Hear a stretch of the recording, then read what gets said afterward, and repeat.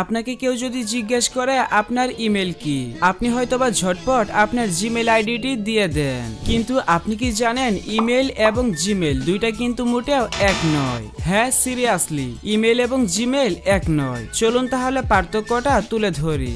ধরুন আপনি কাউকে একটা চিঠি পাঠাতে চান, আর এই চিঠি পাঠানোর পুরো ব্যবস্থাটা হলো ইমেল বা ইলেকট্রনিক মেল, যাকে বাংলায় আমরা বৈদ্যুতিক চিঠিও বলে থাকি।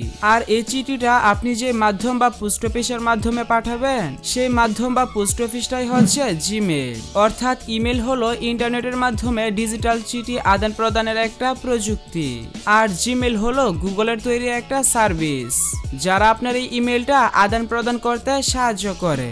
চলুন বিষয়টা আরো একটা সহজ উদাহরণের মাধ্যমে বুঝাই।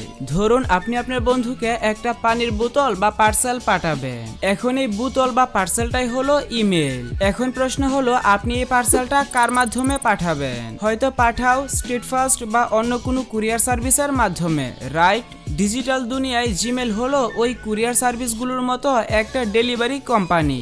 এই যে বোতল বা পার্সেল পাঠাবেন, এটা হচ্ছে ইমেল। আর পাঠাও বা স্ট্রিট ফাস্ট, অর্থাৎ যে সার্ভিস প্রোভাইডারের মাধ্যমে এই বোতলটা পাঠাবেন, সেটি হচ্ছে জিমেল। আই হোপ এখন ইমেল এবং জিমেলের মধ্যে বিষয়টা ক্লিয়ার হতে পেরেছেন। But the interesting fact is, Gmail ছাড়াও কিন্তু ইন্টারনেটে আরো অনেক ইমেল সার্ভিস আছে, যেমন ইয়াহু মেল, মাইক্রোসফটের আউটলুক বা হটমেল। কিন্তু গুগলের তৈরি জিমেলের অত্যধিক জনপ্রিয়তার কারণে আমরা প্রায় অনেকে ওইগুলোর কথা জানি না।